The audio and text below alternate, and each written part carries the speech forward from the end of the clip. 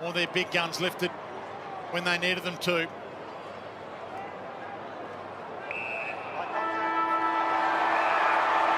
good things come to those who don't wait. And Port Adelaide didn't wait around.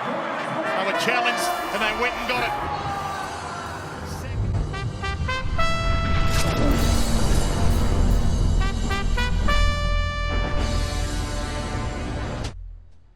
Alrighty, good evening. Welcome to the CREEDCAST. Showdown hangovers have been negotiated, both by your host here, me, Dave. Hello, welcome.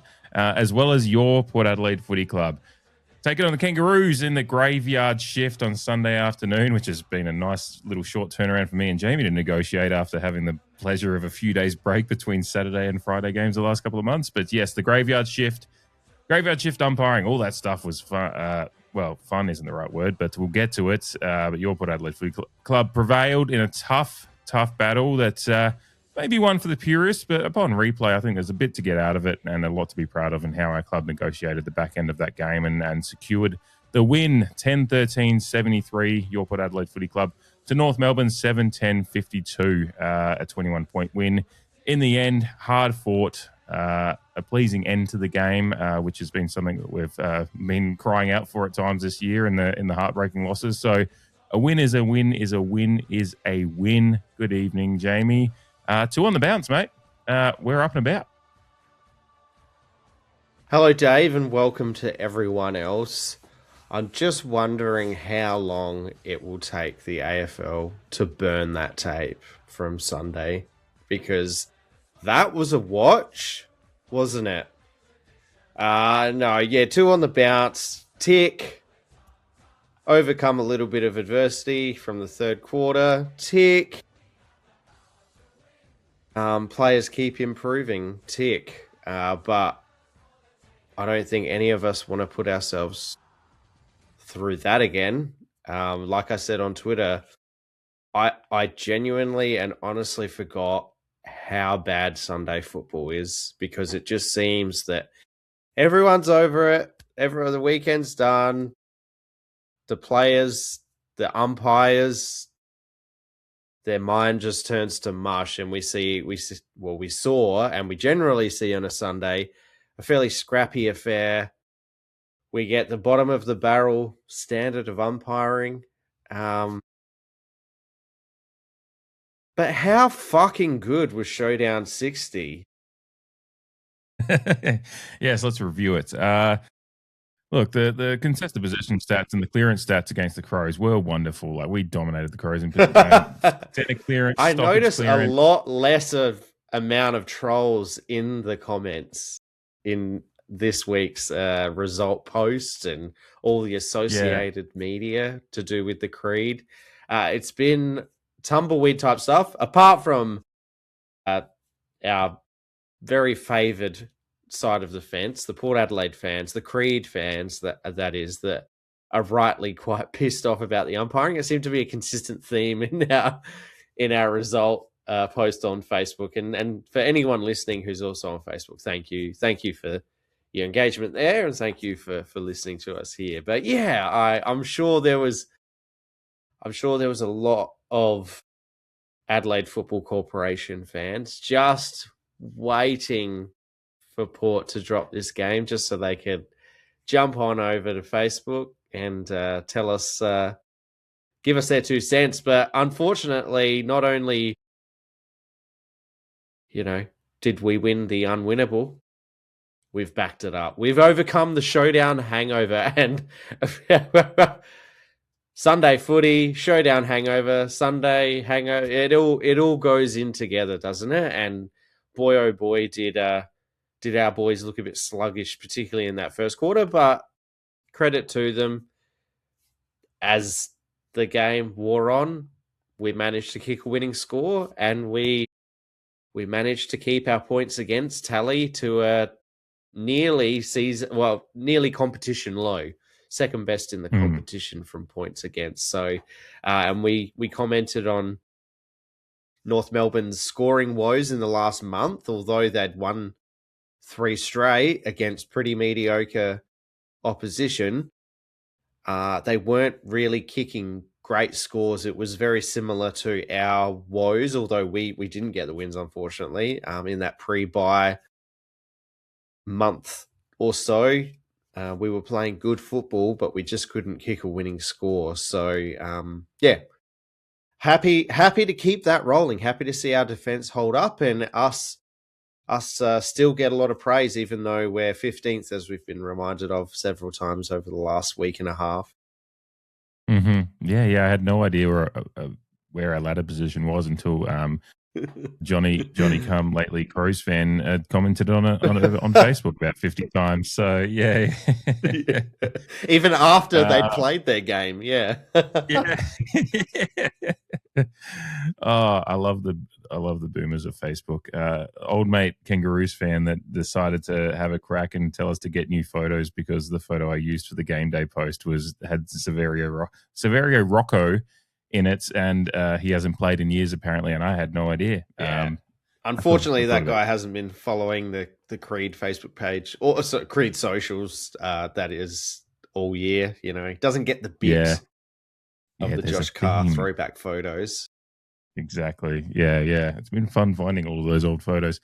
Where to begin here? Well, let's start with just the topic of the day so we can kind of wrap it up in a bow and get to the actual team performance and everything. But it's been the topic out of the weekend. Watching the replay was really interesting. Listening to the crew of Dwayne, Ken, and Rue, which was just fun again. But they started cottoning on to the record-breaking pace that the umpires were setting midway through the second quarter, and it remained a theme throughout the replay watch. And through the third quarter, it was like, oh, they're getting close to the record. And Ken finally came in with a, well, they're not going to break the record. And it was like a little pause. He's like, they're going to smash it because it was nearing, 58, 59 free kicks, which was at a point this year, I believe was the record. And we obviously saw 71 free kicks by the end of play.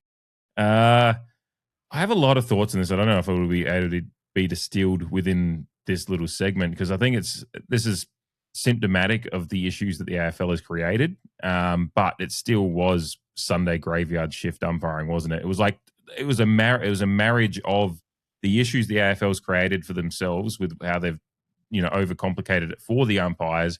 But then it was like when you have a certain umpiring crew that just is going to be a little bit Sunday-ish, then you're going to get a 71 free kick game in the AFL in 2026. Yeah, this game typified everything we dislike about the AFL and how it's run and how it has implemented its adjudications of a game of football.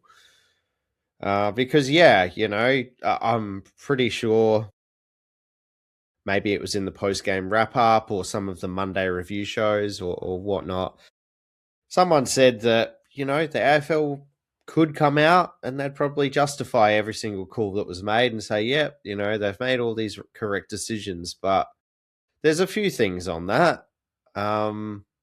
Hypothetically, if this was a final, maybe even a preliminary final, grand final, half of those free kicks are being paid. We all know that. We all know that games get umpired differently when it comes to the serious business end of the year. But yeah, and it also, like you said, it's the hyperfixation on umpiring the game to the nth degree or forcing the players to play in a certain way that just goes against what us as fans and spectators fundamentally want out of a game of football. And it just made it really hard for the game to generate any genuine flow. It seemed, and I mean, it might have coincided with us playing a pretty poor third quarter, but it came to fever pitch in that third quarter where it just seemed like every stoppage there was something being picked out of it one way or another, and it just became ridiculous. And I heard people talking about stats behind me and around. Obviously spent the first half with you on the hill, and then when I went back up to my seats, there's people talking about stats, and I'm like, what stats are they talking about? It didn't take long for 2 and 2 to click that, like, it felt like the umpires were inserting themselves in the game, but it was an actual fact that they were inserting themselves into the game with the consistency and the regularity of the whistle being blown. And again, they could probably look at each individual call and go, yep, that's right because of this, and yep, that's right because of that. Funnily enough, like, the more they pay, the more inconsistent it seems to get, because some aren't being paid, some are being paid, a lot are being paid, and then they set standards for themselves that they just can't possibly live up to in a ironic kind of way. Mm-hmm. It's one of those things that, like, they often say in the NFL, you could call holding on every play if you wanted to, but you've got to. That's what the NFL, officiating crews are kind of paid to do, is figure out what is actually an egregious or a game-changing hold and call those, and then some they do miss them here and there, but no sport is going to be perfectly adjudicated, but you can overdo it. And ironically, I think when you overdo it to the level that we saw in this one with 71 free kicks, when you think about the fact there's only 80 minutes of gameplay, actual gameplay in a game, it means you're getting a free kick, getting close to every minute of gameplay, which is just absurd. When you're doing it, it makes the game more chippy and more likely and inconsistent in its flow to when you're doing this, and then you're going to lead to more of it. I think, like, when you see a game where umpires have control, but they let them play a little bit where they can, you just get a bit more flow in the game, and not whether this game was ever going to be that due to the way it was played, and we'll talk about that in a bit when we get to the actual game, the kangaroo style versus ours, and it was a little bit of a, somewhat of a trench warfare kind of situation with the opposing styles, but it just makes it an absurd spectacle, and I think the kind of more free kicks feeds more free kicks, in particularly with two teams playing like this, and there's a little bit of chippiness between these teams anyway. So a couple of decisions that I find interesting in amongst this, the deliberate the deliberate rush behind that got Mitch Georgiades one of his goals. I found the commentary around it surprising. I don't know if you've caught that in your replay watching the prosciutto's perplexion with that call, and I don't understand why there's a confusion there. It's similar to prior opportunity with holding the ball. If you've got prior opportunity, as Ken said, to kick the ball 3 times possibly, then I kind of feel like that's actually a very, very good adjudication of it. Ironically, in a game we're talking about the whistle being blown too much, but that's actually a situation where it's quite clear and defined. Maybe it's some bias, but I think that was, and I didn't understand Rue being so confused by it, saying, "Oh, the pressure's coming. He's allowed to go over the line." But it's like, no, but when you've stood there for 5 seconds at an absolute standstill and not had pressure coming on you, and then you wait for it to come, then that's what the rule is kind of there for, to not allow you to do that. You had prior opportunity to dispose of the ball, similar to a holding the ball situation. So I found that a little bit my point to you, Jamie, and I'm interested. Like, I find it concerning sometimes when we have high respect for Dwayne Russell and Ken Hinkley, and not high respect for Mark Prosciutto. But when you've got 3 guys that objectively are respected callers of the game and been around a while, and they kind of don't come to a real consensus on that one. Ken kind of got as close to it as possible, but then he kind of backtracked and said, "Oh, I see what you're saying." And I was like, "No, Ken, just stick to your guns." Yeah, he had to pull back a little bit on the hyper barracking from the showdown. So he had to try and level with Mark Ricciuto. I think the thing that confuses a lot of people is that the whole 9 meters thing, and if you're within 9 meters, you've got carte blanche to do whatever you want as a defender. But in that instance, it reminded me of, I think it was maybe the game that, Hawthorn in the finals of 2008 kind of solidified it for the AFL, didn't they? But it reminded me of a game. Yeah. It was a Richmond game. I can't remember who they were playing, but it was the Bowden brothers, and basically just standing in the goal square and just walking backwards and then coming out, assessing the options, and then walking backwards, or so it seemed. That's the type of shit that we don't want to see. But that's what it reminded me of because, Cooper Harvey, sure, I think it was Mitch Georgiadis or whoever it was, they were there. Yeah. There was space, though. You can probably dispose of the football. So I don't mind that being paid. But again, to play devil's advocate, by the letter of the law, Rue is probably right.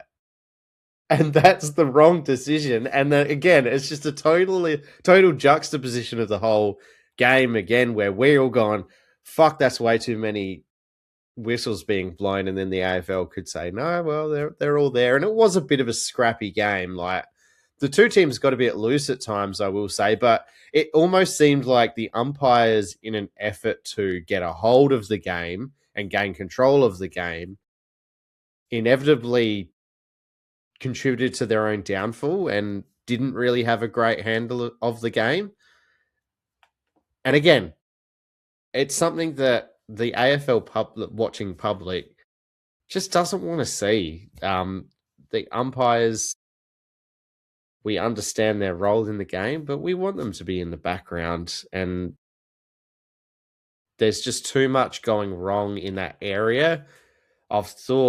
I've actually been a supporter of a 4-umpire structure, but I just think the implementation has been incorrect from the get-go. I've never agreed with the way that they implement mainly the positioning of the umpires. And to that end, it's now causing the AFL Commission to rethink whether they continue with that. And because it's just not working, there's way too much going on and too many people who want to make a call. And I think you mentioned the word egregious before. I think there is room to differentiate. Is this egregious or is it incidental? And I think most of the AFL watching public would be happy if more incidental contact got ignored, so to speak, by the umpires, and we really focus on egregious acts, because I think, if to speak for supporters, that's all we really care about. We don't care about a brush over the trap of a player or some incidental contact that's really not making a difference to the gameplay or anything like that. But yeah, like I said, the more the umpires tried to gain control of the game, the less they had control of the game, it seemed, and the more frustrated players and spectators, and I guess commentators, got on the night or evening. Yeah, because the other one I was thinking about was the Josh Lai dangerous tackle one, which was ironic because it was like that should have been a whistle blown far sooner because it was a stand-up stop tackle. Yeah. And this is what we've talked about with dangerous tackles, is blow the whistle so that the player doesn't feel like they have to take them to ground. Because when you take a player to ground that's holding their ground hard in a stand-up tackle, the only option Josh Lai has to get them to the ground is to throw the weight back, and you kind of end up in a dangerous tackle situation, which it actually wasn't that. In the spectrum of dangerous tackle examples, that was on the lighter end. I think the commentary team said that themselves.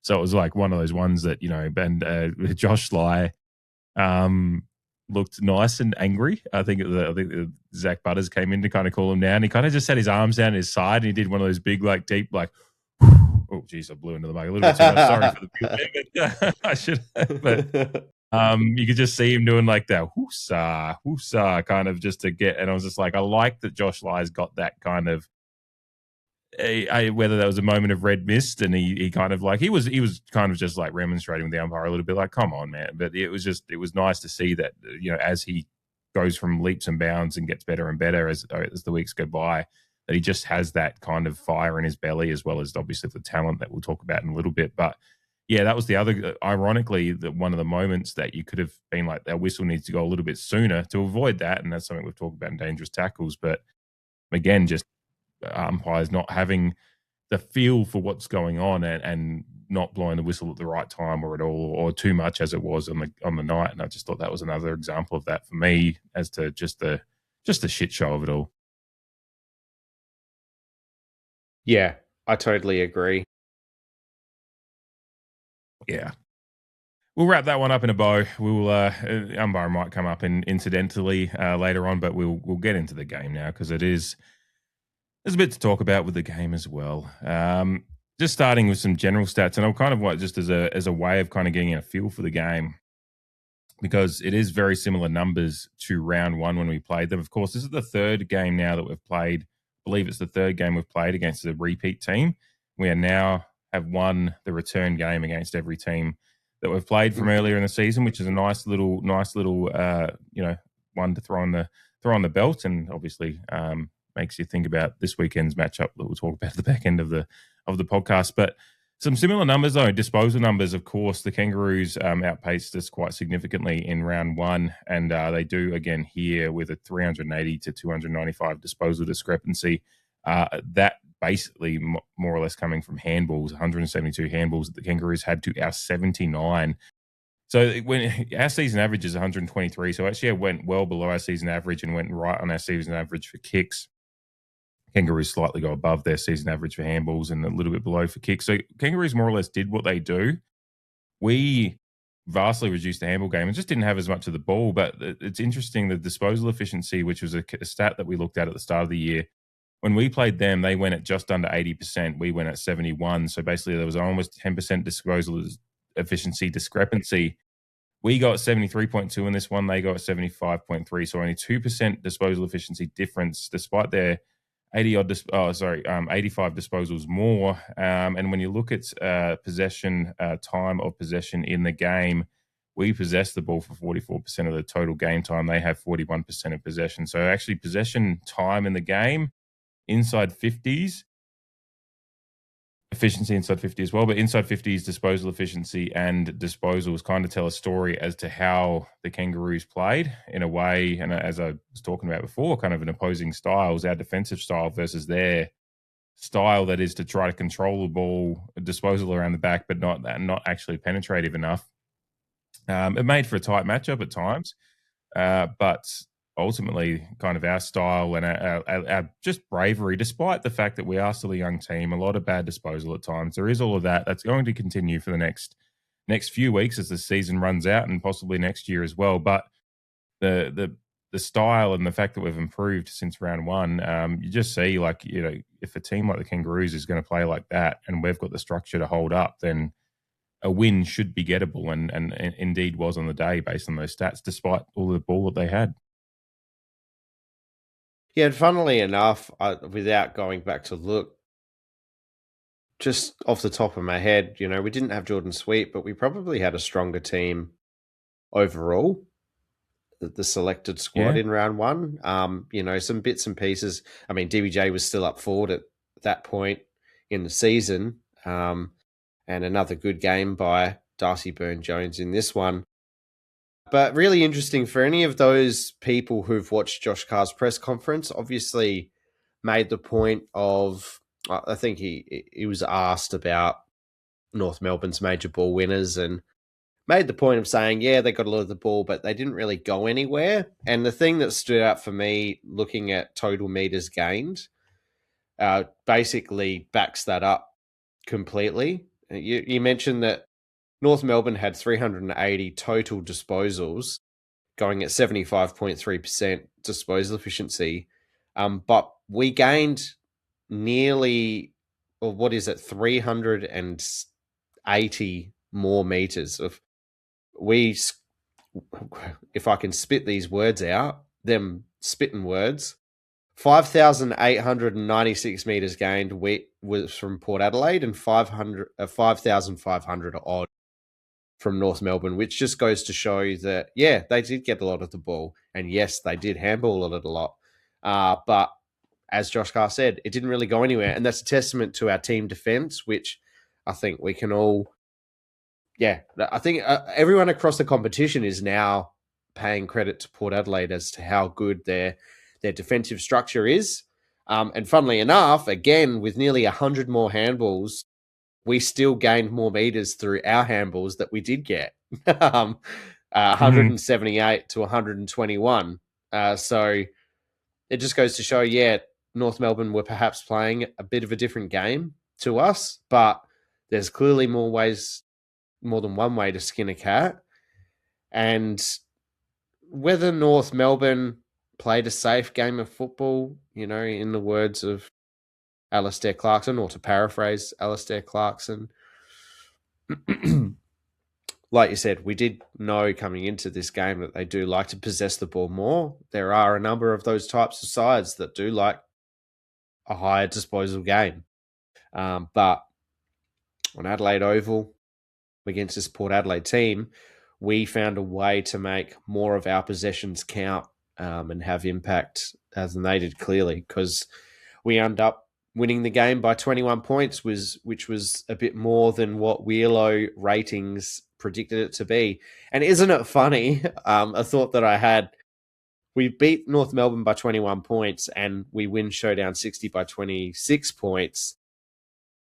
And they just feel like a score discrepancy of 5 points, but one win just seems so much a much larger magnitude of win. Like we said, the biggest 26-point thrashing that we can remember. And then this one, from a score point of view, not that much different, but we go, oh, fuck, we had to work for that one, and that was a slog. Yeah. Slight aside, but the fact of the matter is we made our disposals count over the course of 4 quarters, and that does include a third quarter where I think we fell asleep a little bit, and North Melbourne, coming out of halftime, lifted their intensity. Mm-hmm. Yeah, the third quarter was a weird one. And I think they did just need to have a crack, and that's what they tried to do. And they get there's a little bit of fortune in a few moments, but they kind of get the ball forward and rely on a little bit of chaos to score a couple as a snap. There's a Sheasel gobble at the line and a couple of other nice finishes that just suddenly bring it close and make it the contest. But that kind of was their punch thrown in the later rounds, and we were just able to kind of get them on the ropes at the end, and they didn't have much. They didn't have any punches left in them in the last quarter, because you look at that third quarter and they kick 5 goals 2 or whatever it is, and then in the last quarter they kick 1 point to our 3-3 or 3-4 or whatever it was. So that's they right. kind of I thought we put our big boy pants on in the last quarter. Yeah. Oh no, we absolutely did. And it goes to, it's with the big guns stood up, which maybe a time to kind of have a look at. Oh, there's one more thing I wanted to actually look at just briefly, because you're looking at the inside 50 number, just the meters gained stuff as well, because you look at the handball meters gained that they had, and like you mentioned, 121, and they had 172 handballs, so they've got 50 more handballs than they have meters gained from them. And we have the 100. Now, it doesn't mean that you can't win a game having 170 handballs and 120 meters gained, but you'd have to be franking that into kick meter. Those handballs have to be going, whether it's a 3 handball chain to a kick that's actually getting meters gained. And when we're winning the meters gained from kicks quite comfortably, and then also winning the handball meters gained, it just means that their game plan just didn't have the structure to hold up to what they want to do. Like they've got a clear structure that they play to, but when you're playing against a team like us that set up well behind the ball, it seemed a curious kind of, and the best chance they had in the game was when they did take a few chances and just try to get the ball deep inside 50 and see if they could get a few wins at ground level, or just a few half chances turn into goals. And it's a curious one, but that's what coaches have to do, especially with young sides like Alistair Clarkson's coaching a young side, as Josh Carr is with ours, and you kind of want to have it set up a structure and a way that you're wanting to play football for the next 3-4 years as you try to get back into finals and finals contention, and it is worth noting that they were going to be possibly an 8th spot on the table and really entrenching themselves in the finals hunt if they won this one. So there was a lot on the line for them, and they've obviously dropped back outside the wildcard spot. So that's an extra kind of tick for Port Adelaide in fighting it out against a side that does have so much on the line there. I think you mentioned big boy pants, so it might be just worthy starting with the midfield. And a performance that didn't have the big disposal numbers like Zach Butters in the Showdown and some of those things, but it was a performance that required some grit, some, as you said, big boy pants, led dutifully by Jason Horne-Francis. But I think Zach Butters, though he has a lower disposal game and maybe gets, sometimes he looked like whether it wasn't as Zach Butters as showing up with highlight after highlight kind of game, but some of his pressure numbers and those kind of things are really, really impressive. And I think it showed just a different side, like a different way to win with these guys in there. He still gets his clearances. Jason Horne-Francis gets his clearances. They're still two of the best on field. They just had to do it a slightly different way. They didn't have it as maybe easy for highlights as they did in the Showdown, but they found a way to kind of still lead the side, obviously aided by Ollie Wines and co as well. But I think it's not a highlights-laden performance, but in the underlying, in between the lines of these two stars that we have at the moment, one of them for a while yet, one of them maybe not for too much longer, but it still showed there's different ways to win with star midfielders if you have to do it. These guys have a lot of gears they can move through, and it's really impressive to see them do that in this game in a different way. Yeah, you're right. Yeah. Like I said before, there's more than one way to skin a cat. Sorry to give that graphic description again. But yeah, it still stands true. It was a scrappy game. It was a bit of a sluggish game at times. It was definitely looked a bit laggy in the legs across the board. I mean, JHF playing Showdown 2.0, as it were. He did look like he was switched. They looked switched on, particularly those two from the get-go. I mean, I think JHF had 3 to 5 possessions really quickly in the first quarter. He started quite well, and but yeah, I think they found themselves at stages coming in and out of the game a bit more, whereas in the Showdown, they were just ever present across the 4 quarters. So that's where it did take a team effort to aid them, although those were still the two kind of standout performers, particularly in the midfield. And just going back on the two young sides type of thing, I was looking at it while you're chatting. The listed team on the weekend, North Melbourne's average age was 25.8 to our 24.9, and their average games experience was 114.4 on average to our 90.4. So that just kind of goes to show that, although people like to still put that young team connotation on North Melbourne, and 25.8, probably still mid-table in the league. But they are at a point where they should be pushing up into that top 8, and like they had 25 games more experience on average than us in a year more. So and then going back into the team performance led by Zach Butters and JHF, it makes these things just that little bit more satisfying. And like you said, the return leg that we've now pipped 3 of those opponents so far is satisfying. When we can do it in a way where we're not playing where we didn't play fantastic football, but just due to the systems that are being embedded across the board in our team, we can still get it done. And it was more just of quarter by quarter, different people are going to have to put up their hand. And I thought that Joe Richards had his moments, particularly in the last quarter. Obviously, the last quarters of Ollie Wines and Jace Burgoyne have been, I think, fairly noted. Ollie Wines had 12 disposals. Increased game time from Ollie as well. He cracked the 70% game time marker, which was interesting after all the knee chat. But not to take anything away from Zach or Jeff, they played fantastically well, and it'd be hard pressed to keep them out of the votes, I will say right now. But from a midfield point of view, Willem Drew's numbers don't look great.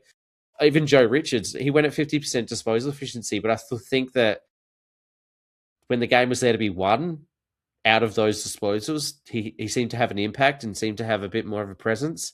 Again, with his groundwork, which is becoming a bit of a key feature of his. Jackson Mead running through there. He's not going to have great numbers with the game time percentage that he's playing. But you just got to get it done. You got to, get some dirt under your fingernails and get a few scrapes on your knees and get to work. Yeah. And that's what they did. And even the likes of Jackson Mead having 11 disposals and a couple of tackles. And it's just like in 60-odd% game time, it's just like you need those guys to come in and do their work. But yeah, Joe Richards at 14 disposals. Bergman had his 14 and, playing around, coming upfield a little bit as well. But it was, there was a lot of workmanlike stuff. It wasn't going to be a high disposal game for any like our stars because of the way North Melbourne play. They keep a lot of possession, even if it's not possession time. They just had a lot of possessions in a game are going to go through them. But they congested the field a lot. I thought. Yeah. Sorry to cut in there. Like you could definitely see that from all angles, whether it be from the hill where we started, like I said, foosball table kind of thing. Like you're just looking through a whole bunch of players. But then, when I went up to my seat, just seeing flooding of the ball, which again makes it hard to it doesn't make it hard to possess the ball, but it makes it hard to dispose of the ball with regularity of the way that we want to play. I know, again, they got their disposals, but the way they played wasn't conducive for us to kind of spread that or just lift those numbers to make them look a bit sexy. But we know what we saw from some of those key players. Yeah. A couple to key in on. I want to just shout out, Jordan Sweet again. And that's like a big change from that round one side as well that you mentioned. You did mention earlier, but he's obviously Tristan Cherry. I think only has like 14% of, so maybe a couple of CBAs, and with the way that they've just had to change because Tristan Cherry not being one of those ones that's adapted to the new rules as well. I think was it him that got done, or was it?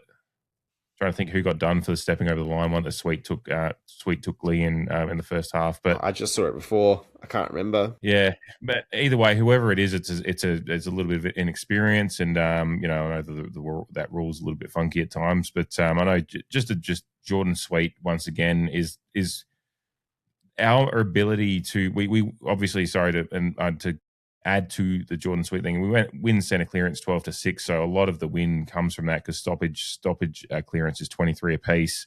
But we've basically been winning centre clearance for weeks now, which has been quite pleasing. Winning or tying it up. I think it's against Sydney. I'm trying to think if we tied that. I think Sydney was like ties all the way down the line, if I'm remembering my games correctly, or maybe that was Collingwood. But I think that might have been Collingwood. Either way. Yeah, we're winning or tie, and centre clearance the last couple of weeks has been actual domination. What we're doing with them at times, whether they're going, but the evening up at stoppage was always, Kangaroos have got some decent players around there, but to win the centre clearance comes down to a lot of what Jordan Sweet's doing in there, as well as obviously our midfield workhorses in there as well. But I just really, really appreciating of Jordan Sweet, and it's just such a dynamic change from last year, like the last few years against Tristan Cherry. We've kind of been trying to figure out our ruck situation while Cherry's been almost an All-Australian. And then this year, Cherry can't even get to a CBA and Jordan Sweet's just dominating hitouts. So it's just, it's such a weird place to be. I'm very, very glad to be there, particularly after it's felt like 3 or 4 years of trying to figure out the ruck situation. Really ever since Paddy Ryder. I know a little period of decent Scott Lycett, but his body started breaking down, it felt like pretty quickly. So it just feels like ever since Paddy Ryder started falling down that we haven't had ruck domination since almost Ryder was All-Australian. So to have Jordan Sweet on this run that he's on is maybe it's just, again, because I'm starving for ruck consistency that I'm so pleased with it. But he is genuinely putting up numbers that, as we talked about last week, that First Crack talked about last week, have him as the number 2 ruckman in the league over the last month or so. So, and he continued to just you can rest on him doing well now and giving the midfield opportunity, which is just so important to just the entire game plan. And that was really pleasing to see once again in this one. That again was scrappy, but Jordan Sweet did his scrappy things, gets his goal, just does all of the sweet things. There's a couple that he takes out of the ruck and just booms forward. It was a real, just a nice little Jordan Sweet highlights package again. The entire Jordan Sweet experience was wrapped up in this game, and he aided our win once again quite handily. Yeah. Super impressed with the consistency that Jordan Sweet has found himself performing in. And it's pleasing that pundits across the AFL landscape are starting to sit up and take notice. You mentioned First Crack, which I think we brought up in last week's show or one of the shows. And then I was listening to Sports Day on the way home yesterday, and Jared Healy, I think in one of their segments where they kind of stay, it's kind of that hold, sell, buy kind of thing. And basically the positive one for Jared Healy was Jordan Sweet, and the performances that he's putting on, or because of the performances that he's putting out there on the field. And yeah, like you mentioned, whether Cherry goes to a CBA or not, Jordan Sweet's still doing around the ground stoppage work too. And, Sweet had 27 hitouts and 10 to advantage. Tristan Cherry, again, like you said, has been in All-Australian conversations last year. 14 hitouts, none to advantage. I mean, even Dante, to be the lesser light in our 2-ruck situation, had 8 hitouts with 2 to advantage. So not great, but you've still at least hit 2 to advantage out of your 8. Tristan Cherry's hit none, and his underlings have even managed to hit some to advantage. So he's in a bit of a rut from a ruck point of view. He still gets his 13 contested possessions, Tristan Cherry, that is. But in terms of the ruck and the ruck dominance that we became accustomed to last year, that's faded away. And I mean, again, he dominated in round 1, and it's slowly been diminishing returns from there. Whereas Jordan Sweet, like you said, in the middle, getting clearances, contested possessions, but then, he's also testing his opposition ruckman forward. Like you said, kicking the goal. I think he's kicked 8 goals 10 now, or 8 goals 11 for the season. So he's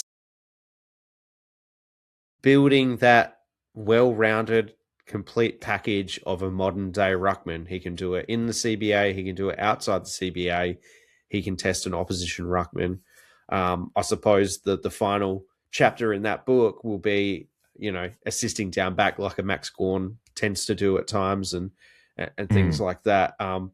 But completely happy with the output of Jordan Sweet at the moment. And, unfortunately, just the 3 ruckmen above him are all just having All-Australian years in Grundy, Gawn, and Luke Jackson. There's a part of that Sports Day conversation as well was how do you fit? They're all worthy, but how do you fit them in? Not going into that conversation, but it's just this ecosystem of ruckman at the moment, and we've got a good one who, in some years you could probably say would be mounting a case in terms of his output and his well-roundedness. But just, unfortunately for Jordan Sweet, he's up against some generational ruckmen who are all performing well. That's a broader, AFL lovers kind of quandary. The fact of the matter is, from our corner of the universe, we've got a guy who's more than adequate, and that's all you need in a ruckman is adequate. And we've got a guy who's pushing that even further. Yeah, and it's when you're talking about, there's generational guys ahead of him, but he's doing exactly what we need him to do. And I mean, I guess we'll just settle for having the generational unicorn on the women's side, I guess. So, which we get to look forward to watching next month. Absolutely looking forward to that. Yeah. One more note mids before we move on.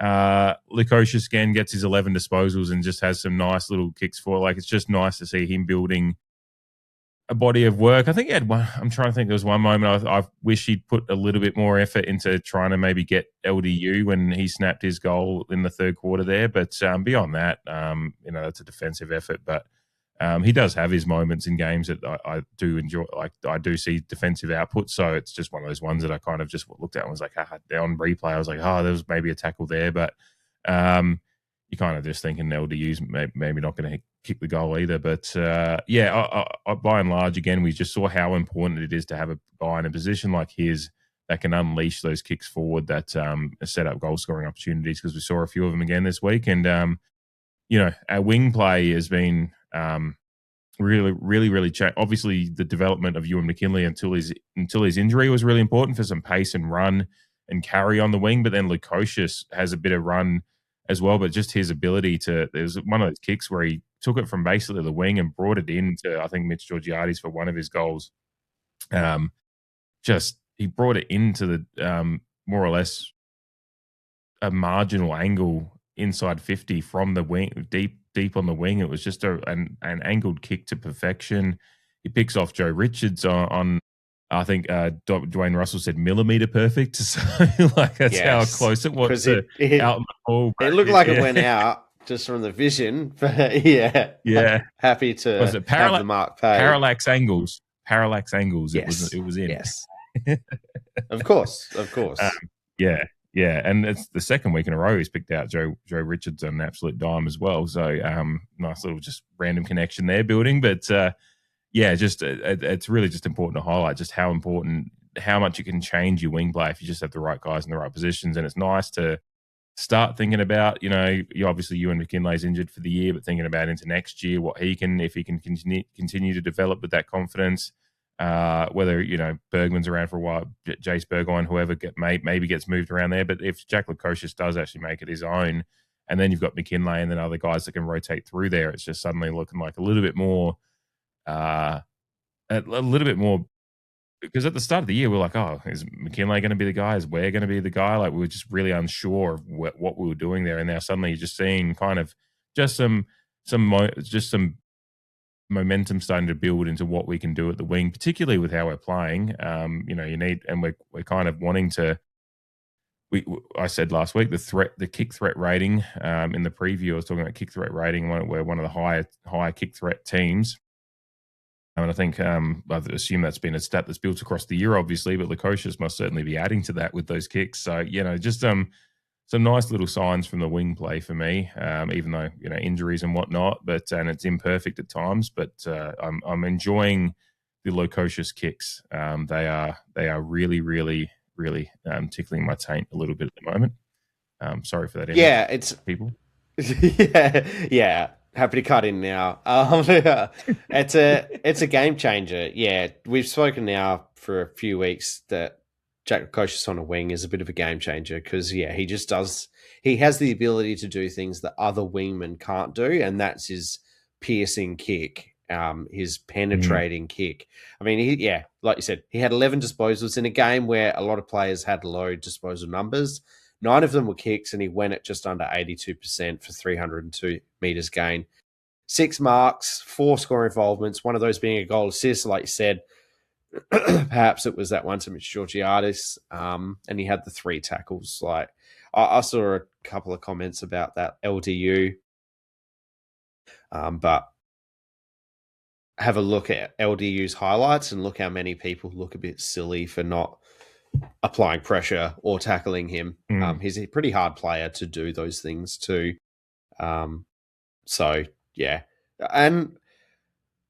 I dare say that a lot of what Jack Lukosius is trying to get out of however many rounds of football, it's just consistency and consistency of being out on the field.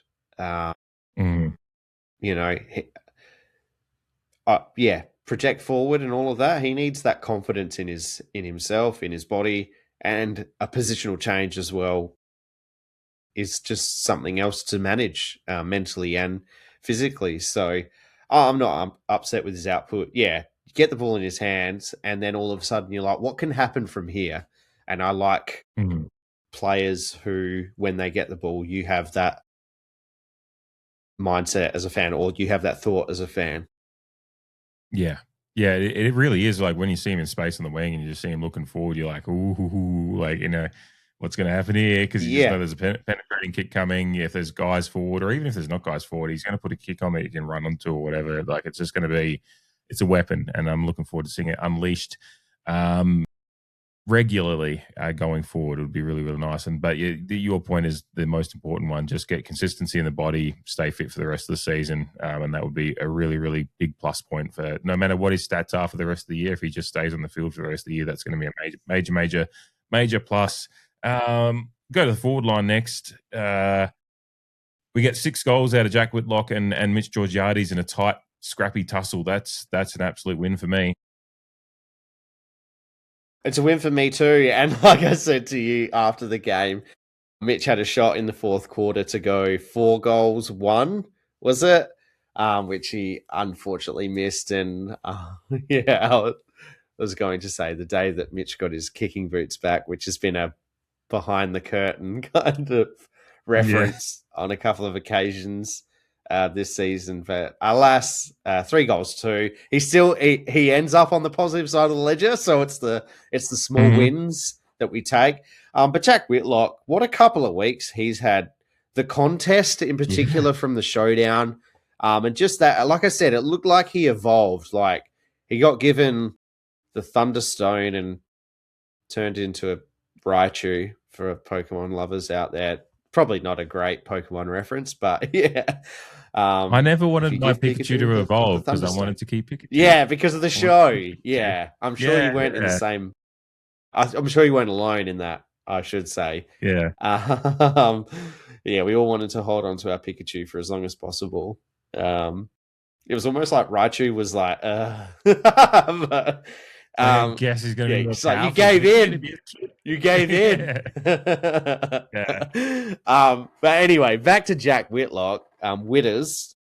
Yeah, just the evolution in the Showdown, competing on a wing, up the field, bringing the ball to ground. His ground work as well for such a tall player. But I thought the matchup against Comben was actually a great footy matchup because I thought that Charlie Comben actually had quite a good game.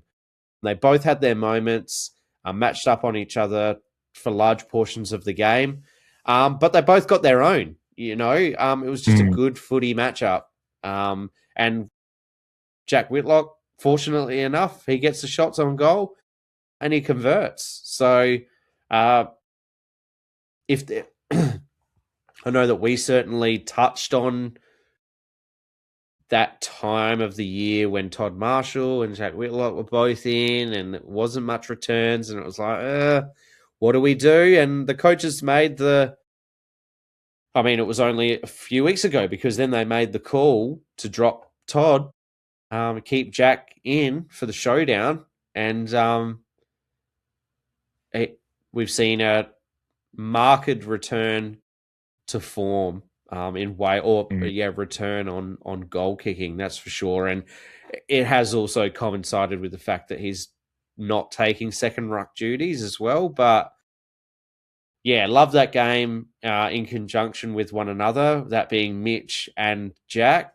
And, again, it just draws the mind forward sometimes in those moments, but just really happy that he's kind of worked through a slump.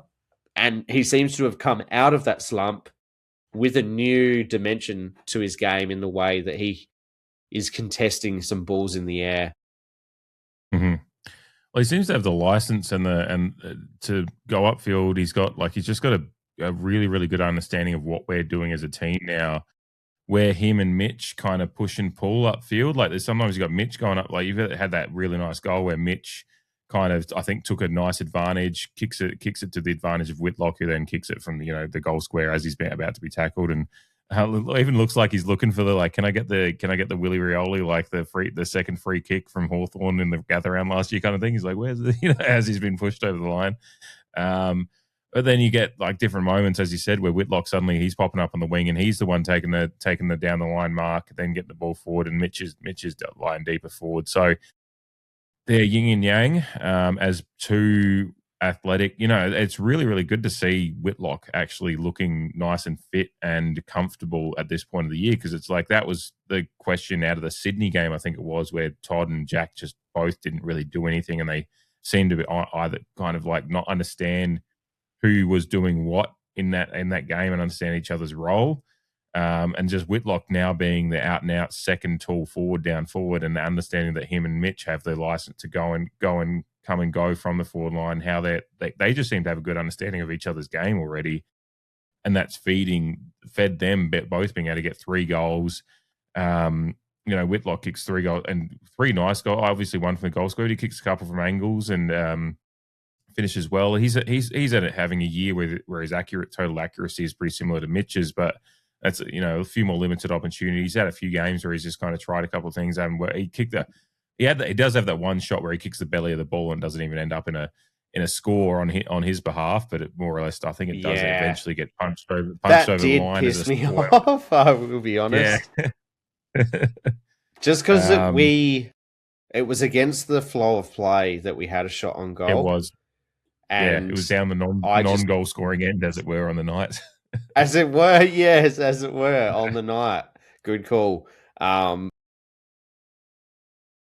Whether you're young, whether you're experienced, I just think if you having a shot on goal against the flow of play, you play the percent. I mean, I'm a big advocate for playing the percentages most of the time. But in that situation, it seemed too far out to even, and too straight of an angle. Like, I know there's players who just do it from, say, 10 meters out, 15 meters out on a slight angle. It was just odd. And it just kind of went against what he was already doing in the game. Yeah. And that was drop punt, set shot, goal kicking. It was just weird.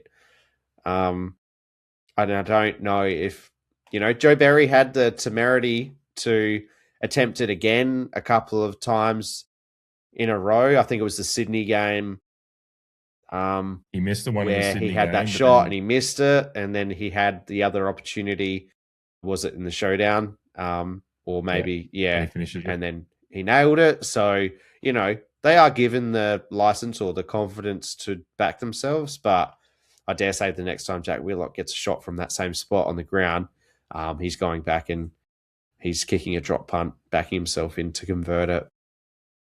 Yeah, that's an entire other podcast. The science behind the around the body one, because your Ginnevans and Co on podcasts will talk about how it reduces the margin for error, but doesn't really. You've got more margin. There's more margin for error to kick the belly of the ball doing it around the body than there is doing a drop punt. So like there's that to me, and the science of goal kicking. I'm like, well, I think you're going to at least get penetration on the ball always with a drop punt, and if you have a half reasonable kick, as we think Jack Whitlock does, then But that's he still kicked 3 goals in the night and 3 very, very good goals, and to have him and Mitch, merge for 6 goals themselves in a tight tussle that it was. Obviously, 6 of the 10 that we do kick. And then, Durden pops up with his one. Jason Horne-Francis gets his goal. What else have we got? Jackson Mead finishes it off, which is nice. A nice little finish for a solid, as we talked about this midfield chat, but, a solid Jackson Mead game that he did play his role, and he finishes off with a goal. Yeah. And I'm blanking on who else has kicked a goal Jordan in this Sweet one. was the other one. Jordan Sweet, of course. We already talked about it. So, straight in front. Incredible mark too. Just made the space his own. So as far as his forward craft goes, it's great that every time he goes down forward and gets into a spot like that, he's taking a mark, which is really, really important. Well, he forced Trenbarth to go back in that situation because Trenbarth was the opposing ruckman that was following him. Yeah. And again, that's the kind of string that he's added to his bow, forcing, because Trenbarth is a forward. He doesn't want to be anywhere near that area of the ground, but unfortunately he had to.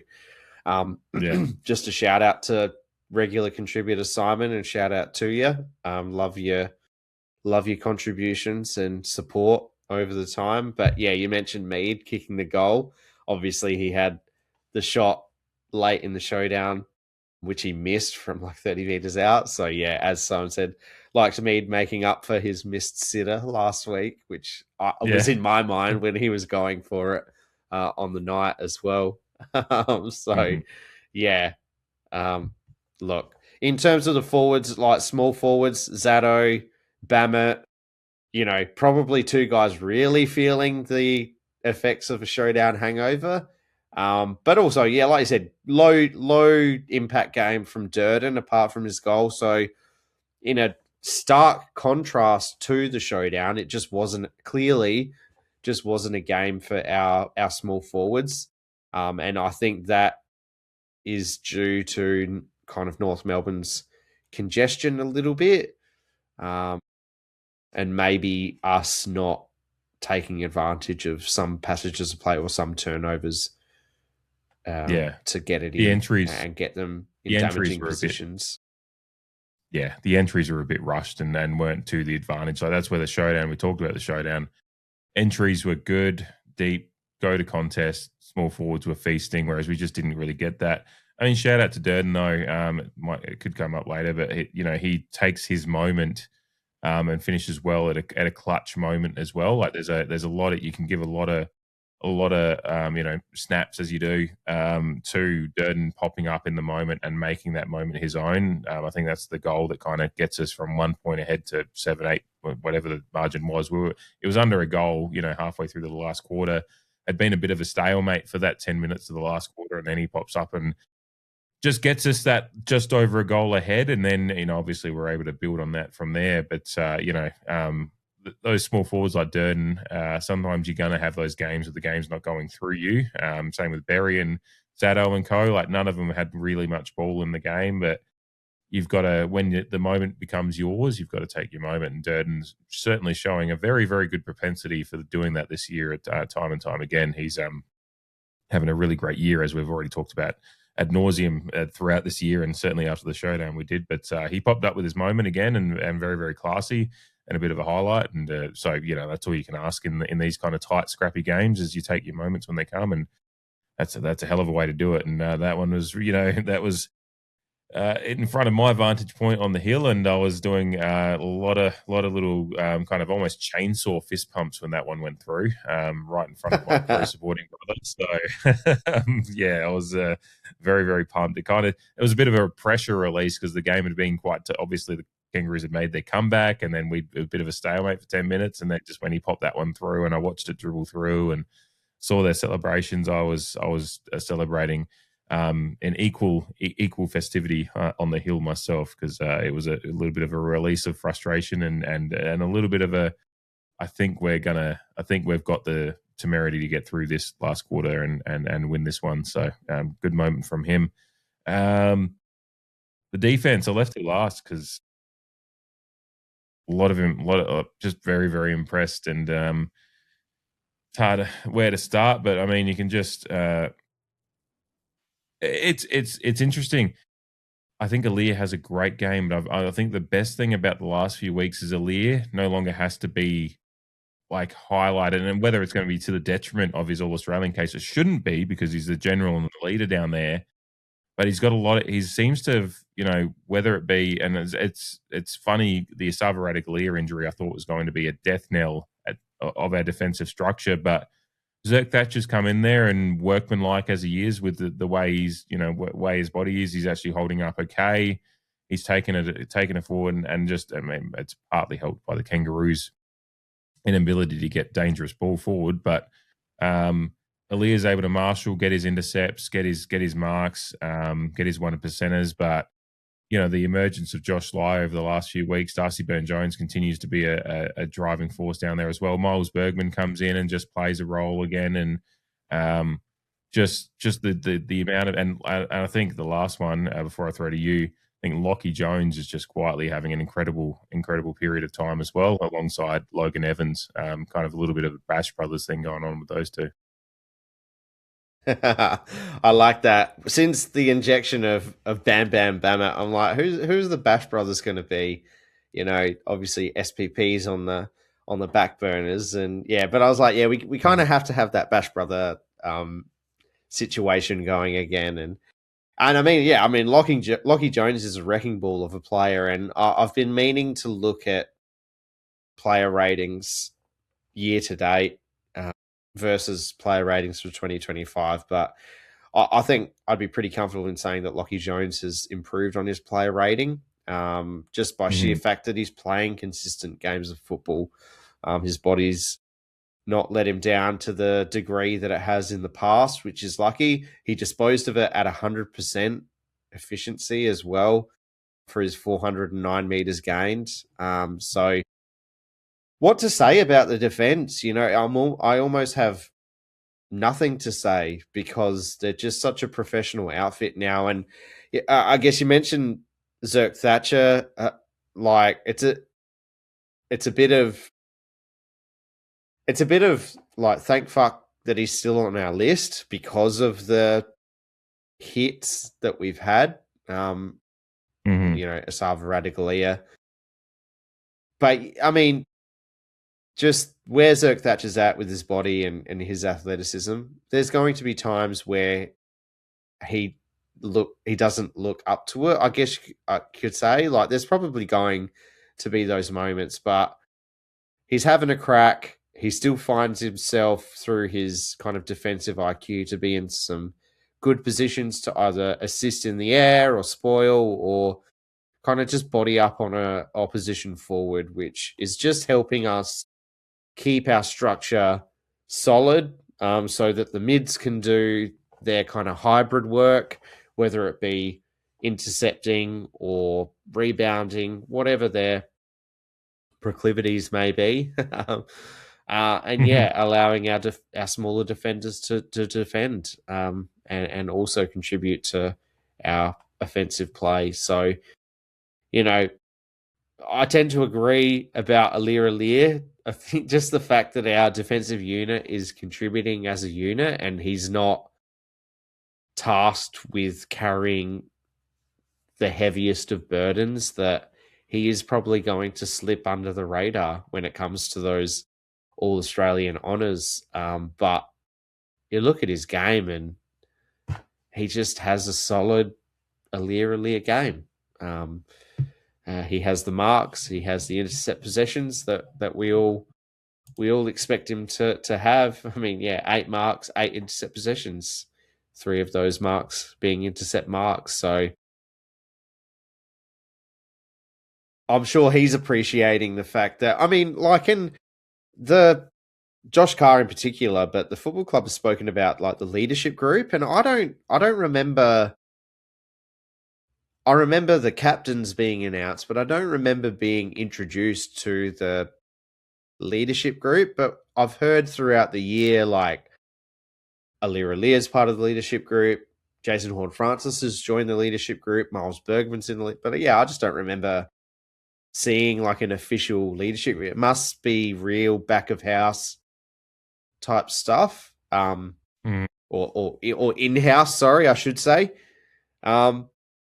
But yeah, by all accounts, Alir is relishing in the fact that he is the leader. He's coaching, taking these guys under his wing, in assistance with some of his experienced compatriots in, you know, Darcy Byrne-Jones, for example, since his move back there. But he can just go about his business, do Alir things, and he knows and is comfortable with the fact that everyone around him is... all of them are having pretty good seasons, to be mildly understated about it. Yeah. That's the thing, is we're starting to see some quiet improvement from you. You know, your Lockie Jones. I mean, I guess it's one of those things that comes up in different sports, is like when you've got a player that can sometimes be a little bit scapegoaty in the fan base. It's the best compliment they can get is the fact that they're not getting much hate online or anything like that. And you're not seeing much of that because the structure's holding up. These guys are building confidence and game time and consistency. And I think it's just the revelationary aspect of what Josh Ly's doing, his ability to just take those intercept marks is changing how Alir feels his responsibility. Like, he doesn't feel like he has to be there for. There's games where you just watch, particularly last year, where things were really just going down the shitter, and Aaliyah was hobbling, but he just felt like he had to get to every contest to affect, like, because he wasn't sure that anyone else could really do what he. And now you can kind of see there's a trust building in the structure and the different weapons that are around there. Logan Evans is better at taking intercept. Like, they're not all, but Josh Lyes in particular has come in and just shown an ability to take high overhead, strong intercept marks as well as anyone, as well as Aaliyah has shown at times. Like, I'm not going to say Josh Lyes Aaliyah obviously yet. That's not at all what I'm saying, but he's showing an ability to play as well as he can in that little aspect of it. It's changing it's when you can cede responsibility in certain situations, it allows you to play your role better and conserve energy, so to speak, charge your batteries, F1 parlance, whatever it may be. But there's just like a structure and a trust that's building in the entire synergy of the whole operation. And which is despite the injuries, despite some players being in and out a little bit this year, despite Asava Radaglia going down when you thought he was real, and up until the point that Radaglia went down, he was second in command to Aaliyah and doing really, really good things. And at that point, I think Lyle was out with concussion. So it's not like there's been a long run of, there's been guys in and out with injury, but there's still just everyone's just still, there's a synergy building and a trust. And that, again, I think that comes just down to the overall structure of the team and the real ethos that's building. But I think the fact that we've got some young guys that have just come in and shown an ability to help Lear, that he's started to trust them, and that he's playing his general role, still doing what he's got to do when it comes to him, but he doesn't have to. He's not having to do what he did last. It was a tragedy. It was a Shakespearean. It was just a tragedy watching him hobble at times last year and just absolutely destroy his body, just to be blown apart by 80 points by Geelong anyway. It was just like, what are we doing? So it's just completely flipped this year that he's still there, but he doesn't have to do everything. Yeah, and we're not seeing that hobbled, touching all the pieces of wood that, he plays the season out healthy, but we're not seeing that war-torn, battle-hardened Aaliyah just like, hobbling around and carrying his body just over the line. But yeah, it's totally heartwarming to see these young players kind of ease that load and like you said, have that trust by the rest of the group around them. And again, shout out to Simon mentioning that in his thoughts, Josh Lai had a pretty similar game to the one in the Showdown where he was getting a lot of the fanfare. And yeah, you look at it, 7 marks again, 2 of them intercepts, so it's not too far off. Disposing the ball well, just over 85% and just under 450 meters gained for Josh Lai. And yeah, you can see that trust. It's just like, when young players come into side sometimes and young defenders, you can see that kind of like, oh, is he going to mark it? Do I have to kind of prepare for a second effort? Whereas like, yeah, you look at our setup around an aerial contest and it's hands off in the best way possible from some of our players, just knowing that, yeah, a Josh Lai or even a Logan Evans at times, that they seem to be putting themselves in positions to succeed and coming through with it. Logan Evans as well, leading our 1%ers in this game in particular too, which again is another dimension to just players leveling up or contributing more to the overall defensive system. And these are young players too. And we spoke privately about Josh Carr's interview on Fireball yesterday, and them asking the question about Zach Butters and, what will we do next year when he inevitably goes, because it's written in stone by all accounts. And yeah, he mentioned that part of that conversation was that because the defensive third has improved as a whole so much, keeping in mind that Kane Farrell is currently injured as well, if there's a hole in the midfield, Connor may not need to split his time at all next season. and he may just be able to focus purely on midfield time. And that is a testament to how our defensive players have leveled up or just continued their improvement trajectory this season. Because, you come into next season and all things being equal, there's going to be a competition for spots in that back line. Mm-hmm. Yeah, it's a really, really good point to bring up that conversation. Because I liked what Josh Guy kind of said there. He said we've found some things out about some of these guys in this defense that maybe we don't find out. If I'd still always say I'd prefer to have Connor Rosie fit all year, every year. But we've had to, through force change or whatever, we've found some things out. Like, what does Josh Lai get an opportunity as early if Connor Rosie isn't playing? Because Josh Lai makes his debut after Connor Rosie goes down for the year, and so there's all these sliding doors moments, and I assume the way he's been playing that he was probably imminent for a debut at some point, but when it happens, how it happens, who knows?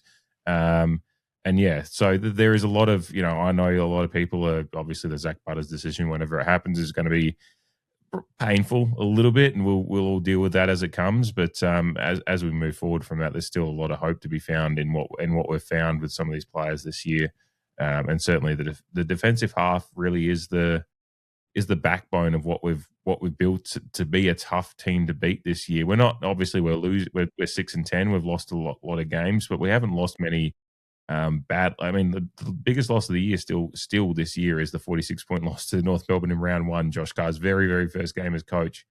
And whereas last year, by this time of the year, we'd lost probably six or seven by 60 plus, and some of them by 8. Yeah. So there was a marked difference to how we were losing games. We're a hard team to beat this year, and obviously the X score thing. I think if X score essentially, if we went by those results, would flip our record, and we'd be right up there in the top 8. So again, the reason we're not there is partly because of that immaturity and inexperience and some of those things in this side. So it's it all kind of, football does figure itself out. The footy gods do figure out where teams are meant to be sometimes, but there's a lot to love about this team. And again, to reiterate a point you kind of brought up at the start, and I think it's important to kind of reiterate it now, we are the team that has given up the second least points in the competition behind ladder leading Fremantle. So beyond the ladder leaders that have lost 2 games for the entire year, we have given up the least points in the competition. And I think that's a point to be proud of. Obviously, sitting in 15th, it means we're not scoring enough as well. But that's a problem we can fix going forward. I think the backbone of what we want to do going forward is to be defensively sound, and certainly the backbone of a Josh Carr-led team is to be a dogged team that's hard to score against. So we've already built that this year, and that's a really, really good kind of tick for the early years of the rebuild. I think me sitting here now, I sit here and go, geez, we're a little bit further ahead than I thought we were going to be at this point of the job. I don't know what I expected at the start of the year. I'd be interested to go back and let's do our preview, because it was probably all just like, I hope we can make wild card, and we still have that hope. Mate. Well, I want to see I want to see a team and an ethos. That was probably my number one thing, and we're seeing that. So that's and getting 2 wins on the bounce in the Showdown, and beating the Kangaroos in what is Showdown 2.0, as you mentioned. That's a little JHF nod to the little rivalry there that his partner put on Instagram, which is I think just shows that there's still a little bit of pride in getting those wins. We're ticking a lot of boxes, this team, and it's something to be proud of. And I think that's something that all the Creed fam listening, I'm sure if you listen to us every week, you probably sit in a similar vein of thinking to us. But I think there's certain points to just really, really write home about and be proud about how this team is kind of fighting through this year and continuing to develop while engaging in the most ethical tank of all time. Maybe not so much the last couple of weeks because we're getting wins, but we're still in 15th. Nothing's much has changed yet. We had room to get those wins. That's the point. Yeah. This weekend will be very interesting though in that regard. But I wasn't got some segments Gold Coast to roll through. Before then. I wasn't expecting Gold Coast to be tanking as well. So that's just an. What are they tanking for? Yeah. Oh god, yeah. All right, well, we'll get to the segments in a moment here, but of course, if you're listening to the podcast, we know, and if you're listening regularly, we know that you're all on board, and we appreciate you all. But make sure you share the podcast with your friends. I'm sure they've all got Spotify, Apple Pods, YouTube accounts, wherever they may be. Get them to subscribe and like the podcast and get around us. Port Adelaide, a lot of Port Adelaide fans out there that still aren't aware that we do this each and every week. The only ones doing it each and every week to this level. So get them on board to listen to some, good statistical chat about your Port Adelaide Footy Club, as well as, a bit of Pokemon chat, depending on the week, as it were this week. So, and of course, like the Facebook page, Twitter, follow on Twitter, Instagram, get around all the socials. We do enjoy all the interactions there, whether you be a Port Adelaide fan, a Crows fan lurking, or a Kangaroos fan that misses Severio Rocco. We appreciate all of the interactions we get there. All right, I think it's about time we get to the segments, which, of course, always starts with the Wilson Gray. Down, Gray doing brilliantly, getting through to Monfries. That's Gray at his best. Wilson kicks hard and kicks truly.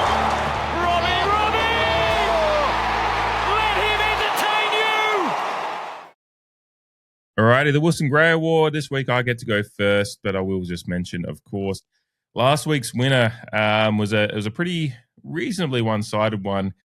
Mitch Georgiades, his hunt down of Max Michaelini on the ball that was kicked forward that ends up in the tackle and the goal for Jace Burgoyne, but a great Mitch tackle and hunt to affect the kick, and that won the vote last week in the Wilson Gray, 77% to 23% over Jamie's nomination.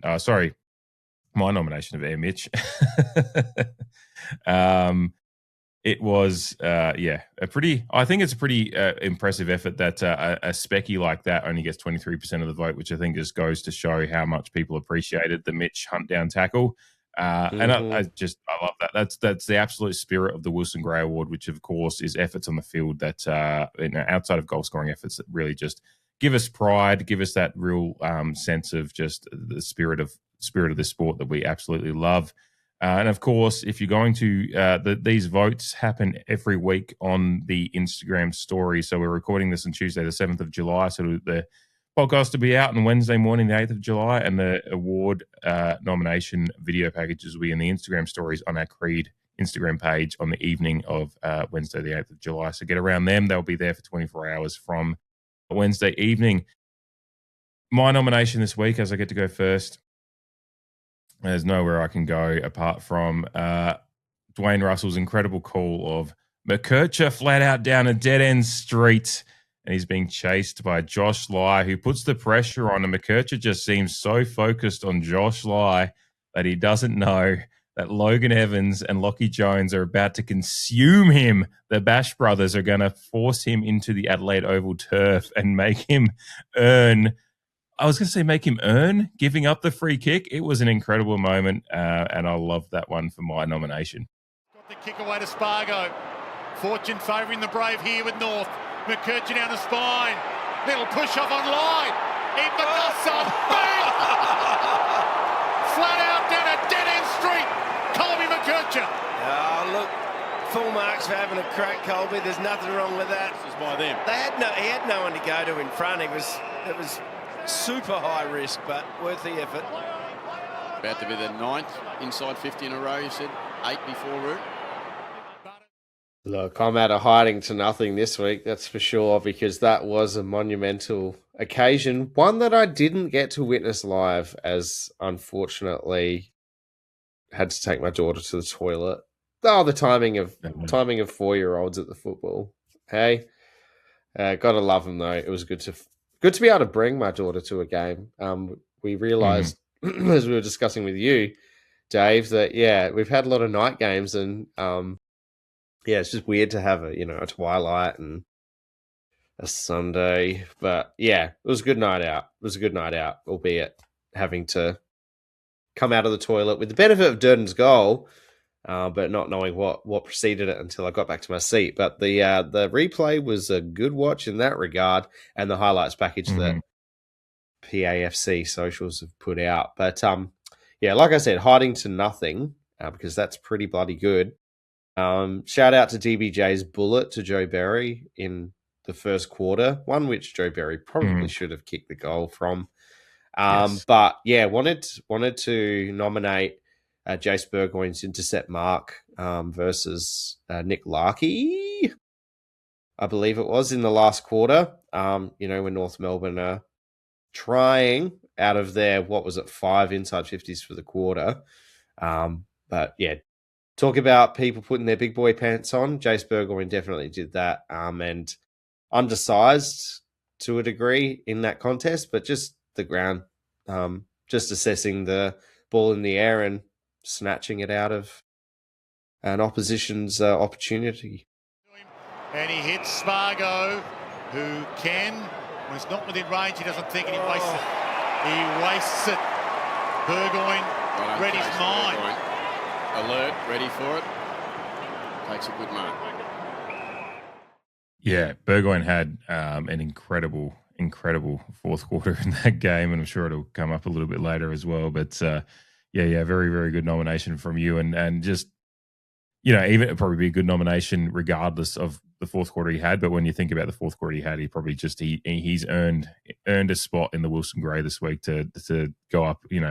As you said, go up against a pretty good nomination. But I think that one it'll be one that'll get a few votes, I think, and we could be surprised by how many people take that one. But the PAFC socials package of the Josh Lai, Logan Evans, Lockie Jones moment really just it just goes to show what some good music and good editing does. Hollywood, baby. It's just it makes a moment even better. So we'll see how that one goes. Like I said, they'll be on the socials on Instagram stories on Wednesday evening, the 8th, which they'll also be joined, of course, by the goal of the week. Humphries has kicked a goal. Unbelievable. Haven't seen anything like that. It's gone at right angle. Flashpoint, Stevie Mobler, what a time! Oh! He is floating on air now! Alrighty, goal of the week this week. Jamie gets to go first, but I'll just mention that last week's winner, it was a lot closer in the goal of the week from the Showdown nominations, but Jason Horne-Francis, his tone-setting opener for the game last week, won with 57% of the vote over the 43% that went to Durden's Golazzo, which was Durden's first goal of his bag that he got last week. So a very, very close vote there, but GF ultimately gets the chocolates there. Jamie, you get to go first this week. Not a super large packet of goals to choose from, but there were certainly some good ones in this game. Yeah, there was. It's always good to see a goal on a day out at the football. But I am going to go, just to back up the JHF thematics of it all, I'm going to go Jason Horne-Francis goal in the third quarter, just because it was a real fuck this shit, I'm going to do it myself type of moment, and put it through the big ones. Ball speed, and it's really hurting him. Sweet. How the umpire going to see this? Advantage paid. Everyone stop. The horn, it goes long, and he has spanked that out of here. Except for Jason with the ball. What was the free kick for, or the whistle for? I'm not sure what it was. Something to do with the jump in the centre, but everyone stops. He keeps going. That's a great kick. Yeah, fuck this shit. It really was, because it broke the run from the Kangaroos, and it really was just the advantage call, and he kind of just was like, yeah, fuck this. Like, the Kangaroos players kind of all stopped. He's like, no, I'm going to keep going and just bang this shit in from 50. So very, very good goal, and it's kind of it was the perfect one to get the crowd back into the game too. I think after the anxiety that had been building for a while, it kind of just, when you score a goal like that, it lifts you out of your seat, and at the perfect time, kind of to just settle us a little bit as we head into the fourth quarter. So very, very good nom from you. My nomination is going to go to, I kind of mentioned it earlier, but Corey Durden's dribbler goal in the fourth quarter, halfway through the fourth quarter. Mead. Georgiades got a hand on it. Call was there. Richards the other way. Durden's hardly seen it. Makes it his moment. And Corey ends up in the right spot more through luck than good management. Just, as I said earlier, it broke the back of the kind of anxiety of the 10-minute stalemate that we'd seen ourselves in the fourth quarter, and it was a perfectly executed dribble goal. Had to do it on, it was kind of, do it on the angle, just set it up perfectly for it to roll through. Wasn't ever missing. It didn't even go close to the post. He just executed it perfectly. And one of those ones that when you pull them off in training, you feel fantastic when you do. When you pull them off in a game when you're only leading by a point or two to put a gap on the opposition, that's fucking peak shit. That's cojones from Corey Durden, and he's shown plenty of them all year. But he certainly showed them there, and ultimately set us on the path to win that game relatively comfortably from that point. So Corey Durden's fourth quarter dribbler is my nomination for the week. Be very, very interested to see how those ones go. I think you've certainly picked if I'd gone first, I would have gone with yours. But I think there was a couple of good ones this week. So be interested to see what the power of the people that do the voting on Instagram pick. It'd be very, very interesting to see. All right, let's get to the Player of the Year voting. Now it's time for the CREEDCAST Player of the Year voting. Alrighty, Player of the Year voting, of course. As I delicately pour a beer while I'm talking to my microphone, I'm kind of looking down at my glass to make sure I don't spill it on myself. So behind the mic kind of stuff going on there, though people watching on YouTube will just see my eyes darting back and forth. So, but Player of the Year voting, of course, each week Jamie and I vote 5 through 1, 5 being best on ground first, 1 vote being fifth best on ground. We don't know who each other is voting for in our Player of the Year votes, and we take it in turns going first each week. I get to go first this week, so I will leave any honourable mentions until after Jamie has given us his votes. But I get to go first. So with my 1 vote, and it's a guy I would have liked to give more. There's actually honourable mentions to be interesting this week because despite the scrappy game, I found it actually quite difficult. But I'm throwing Josh Lye into my 1 vote.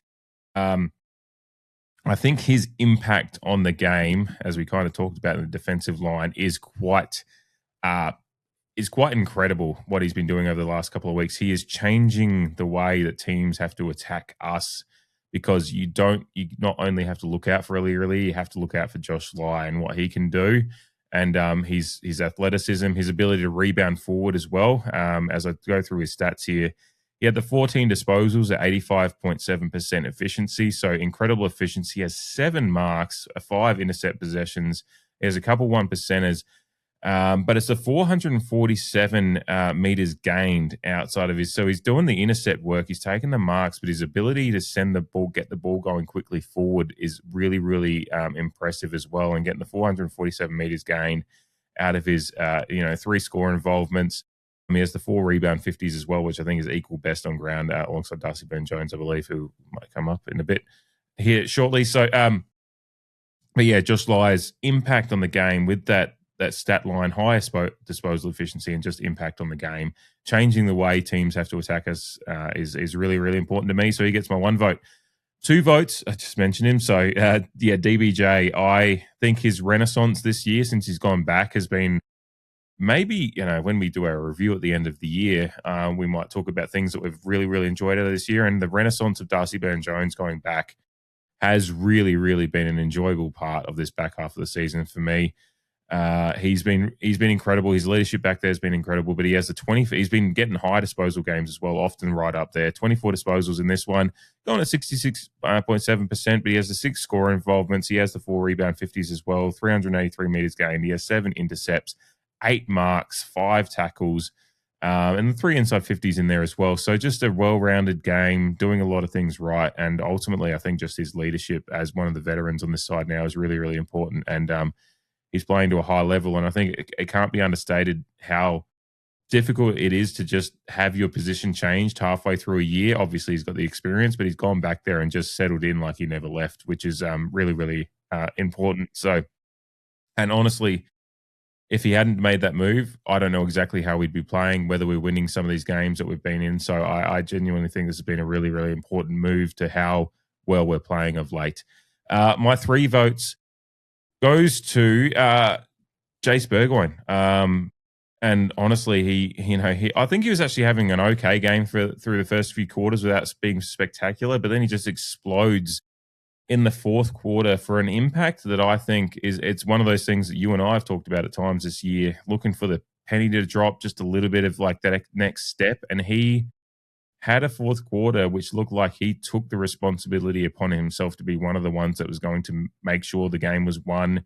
And he wasn't going to be running alongside someone and assisting them, but he was going to be the one being first to the ball, first to the intercept, kind of like you just mentioned in your Wilson Gray nomination. He was going to be first to these situations. And, he has the 21 disposals. He has 6 marks.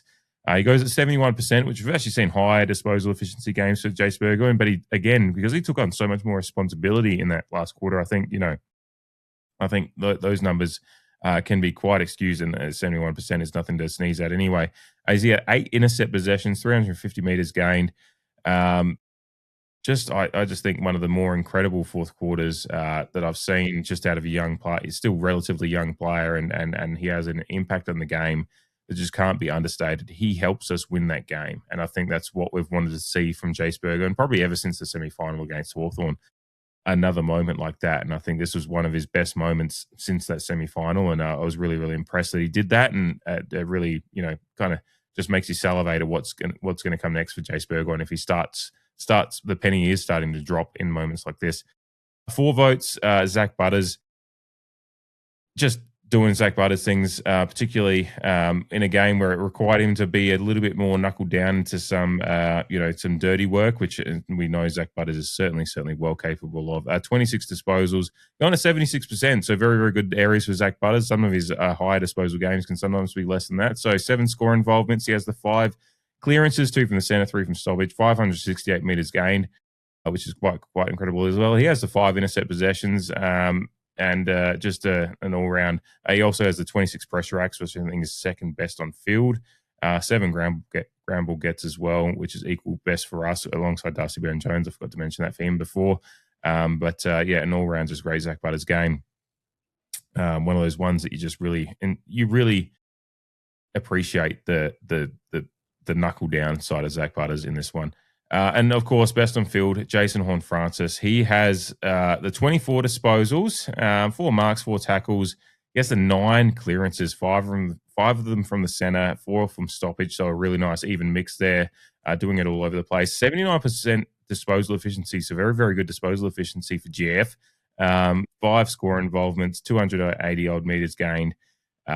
Just an incredibly high efficiency game from Jason Horne-Francis. I think it's been mentioned a few times on the Twitters, one from one of a particular account that proves that a 24-hour clock can be right once a day.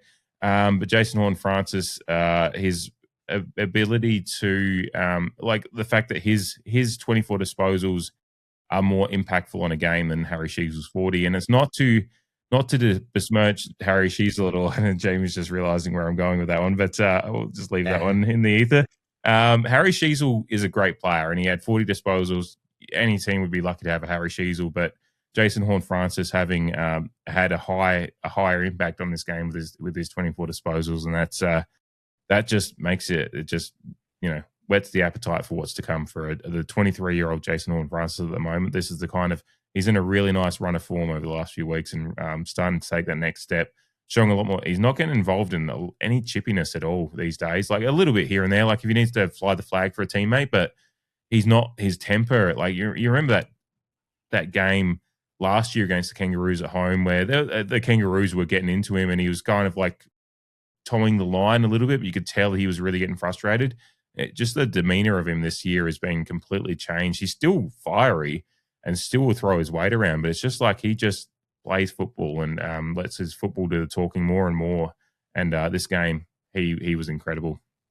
I know he had that period before I throw to you. He had that period where I think Ken Hinkley said he hasn't touched it for 30 minutes, but then I think that right after that they said, he's touched it 5 times in 5 minutes and kicked a goal. So the fact it's like maybe the one quiet period of the game he had, but then he just explodes back into action and helps us win the game. So it's just like, yeah, that this motherfucker's special.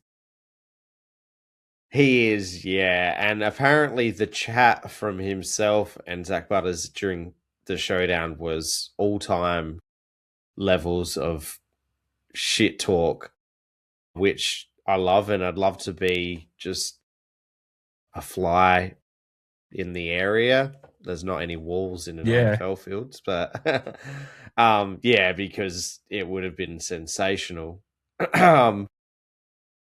But yeah, and JHF, I think of like that Gold Coast game, maybe it was 2024. It was like the first time we'd lost to them since the first time, which, yeah, we'll quickly move on from as Port supporters. But yeah, I think he gave away like 5 free kicks or something, some ridiculous number, and got caught up in a lot of riffraff. His temper came into the topic of conversation. But I said back then, and I said at stages last year, like opposition fans and whatnot, lap it up while you can, because he's going to take the piss out of them, their teams, and the competition very, very soon. And what we've seen this year is an evolution of JHF. He's definitely my best on ground, and it purely comes down to impact. But just to throw it back to the segments, I just wanted to shout out another regular contactor, a regular listener, Alicia, messages us as well in the background, and just to everyone out there, if you're consuming our content, feel free to drop us a line. We're always happy to. That's kind of why we do it. It was kind of the point. Build a community out and talk to like types about their love of Port Adelaide Football Club. But yeah, she actually matched your Wilson Gray and goal of the week nominations as well. So just shout out to Alicia as well. We're regularly dropping Simon's name, but it's good to throw some others out there who do contact us regularly, and we love every single one of you. But back onto the votes. My one vote I have actually given to DBJ this week. Agree with everything you said. It just the Renaissance period, the workman like performances, when it's his turn. We mentioned last week the defenders having a pretty light week on because of all the good work up the field being done. But this was a game where, North Melbourne, they had their territory at stages, not that they did a lot with it. And just the ball was in the area for him to take advantage of, and he did with his 24 disposals. And the rest, as you mentioned. My 2 votes I've actually given to Jordan Sweet for all the reasons that we spoke about before, just being a dominant force in games and adding that extra dimension to our midfield that is kind of in a transitional period in and of itself, with some injury battles to players on the periphery and, as we look forward into the future. But yeah, just to reiterate, 27 hit-outs, 10 to advantage. Only had the 9 disposals, but 8 of them were contested. 210 metres gained. 4 score launches, which all led to score involvements. And 4 clearances, 4 inside 50s, 3 tackles, and he also had 5 1%ers. So, yeah, just obviously the 1 goal one that we spoke about. He also had a goal assist too. So, just well-rounded Jordan Sweet stuff that he continues to contribute. My 3, 4, and 5 are all the same as yours to keep it nice and neat and tidy. Jace Burgoyne, just on him, we mentioned recently that I think he was, his disposal was starting to let him down, and we just wanted a bit more authority from him, particularly from a disposal point of view. But yeah, like you said, it was nice to see in that last quarter when the game was there to be won because we were challenged. He showed some authority, but in a different manner, which I definitely appreciated, and just put his mark on the game. Josh Carr mentioned that they moved him back.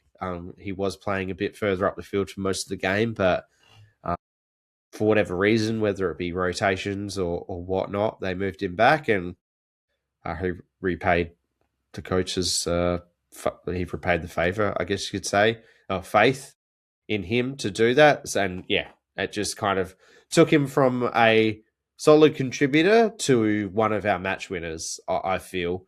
And that's why he's 3 votes. But yeah, Butters and JHF, what would we be doing without them? And they're kind of the cornerstone to the good performances that we're putting out week to week. Yeah, they are. Yeah, the 1-2 punch of those two is just so much fun to watch, and it's what kind of, again, I don't want to half on it too much, but just I want it to continue longer than this year. But oh well.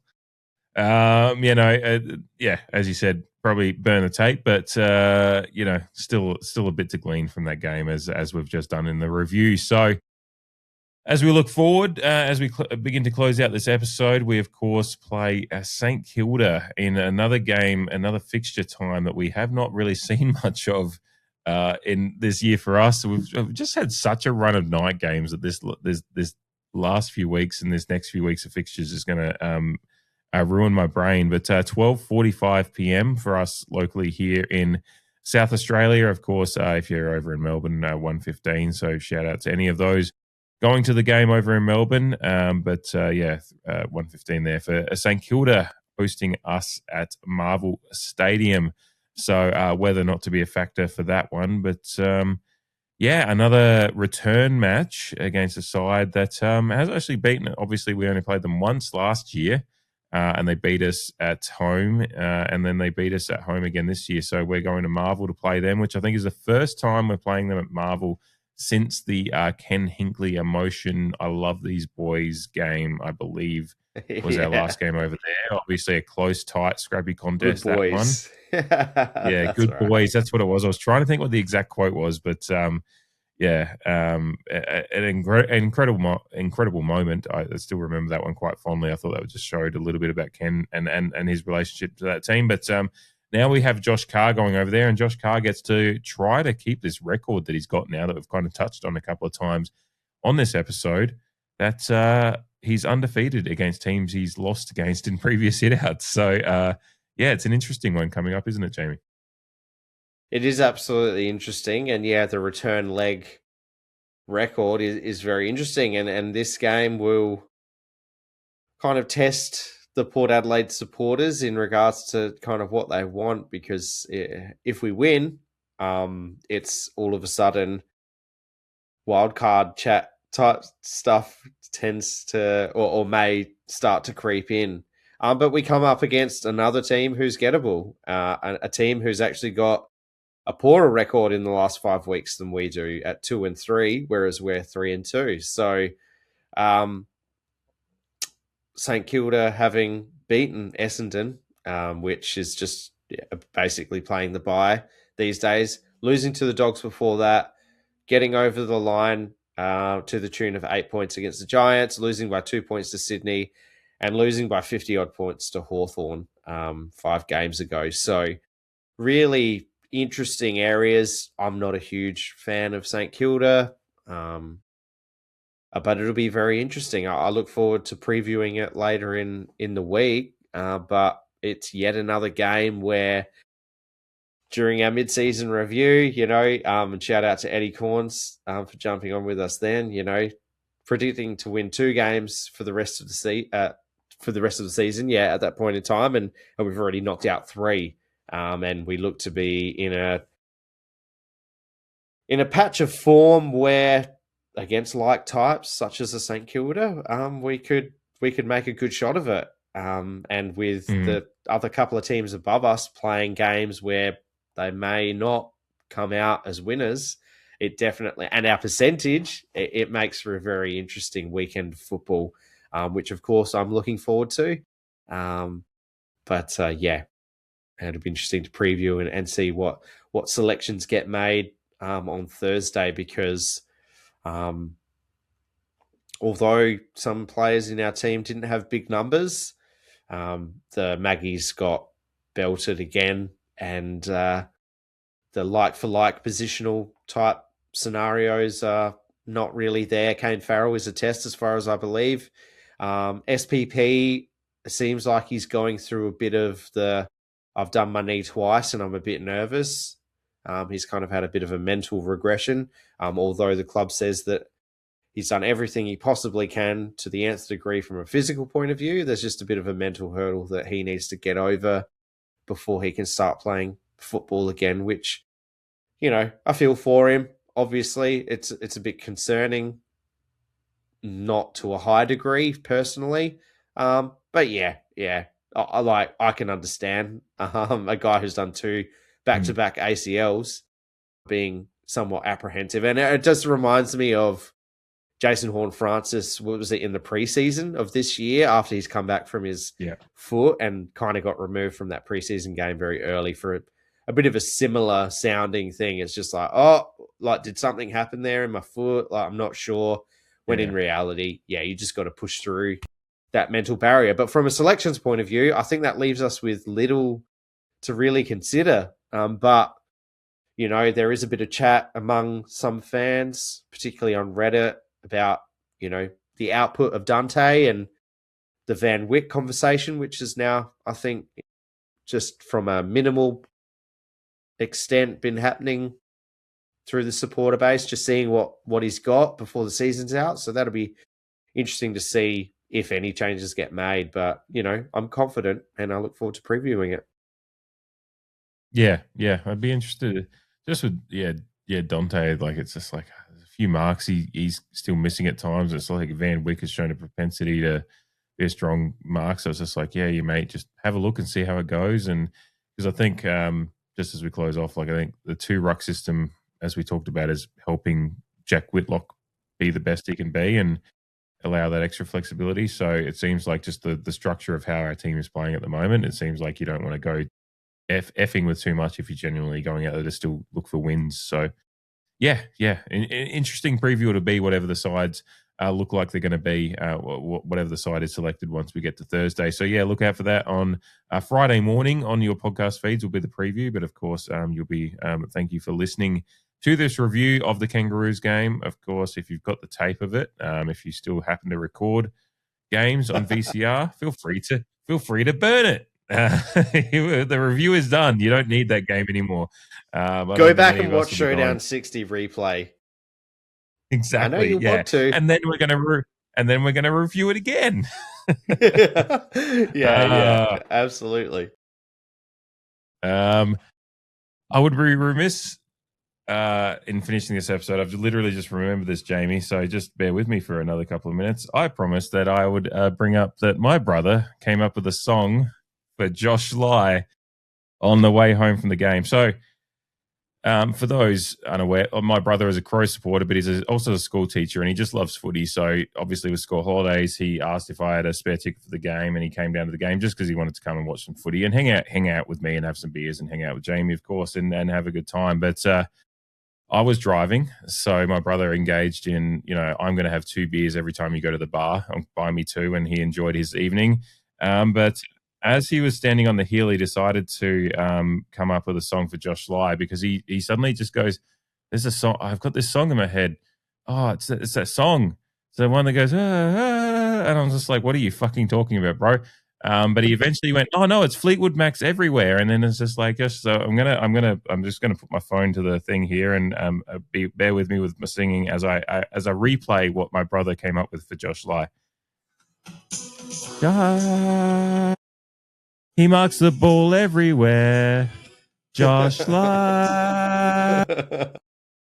He's tackling cunts everywhere. So then, look, there's a bit of work to be done around the court, the verses and all that stuff, but that's what we got to. I then got there's some crumbs. There's also some vocal training I could do, but basically he just kept on repeating the Josh Lai. He marks the ball everywhere because that's kind of the core of what we're loving about Josh Lai at the moment. But then I did, as we were listening to the song in the car on the way home, because he repeated Fleetwood Mac's Everywhere a few times in the car on the way home as he was workshopping this, and I had to listen as he's drinking at West End on the way home and workshopping it and going through it. I did just interject at one point as he's singing along. I just went, Josh Lai, Rochelle's still in his pocket. And my brothers went, no, shut the fuck up. Yes. So look, there was a little bit of creative difference, and we're still workshopping it. But a little bit of fun for you that got through to the end of this episode. You got to hear me sing terribly, and a little bit of fun for one of our new favourite sons at Port Adelaide in Josh Lai. So thank you for indulging me in that. Thank you, Jamie, as well. Thank you. Yeah, that's the fun we have with this endeavour we do in loving this team sometimes. So thank you, everyone. Khan the fucking pair. We'll catch you later in the week. Have a good week, everyone. Calm the pair.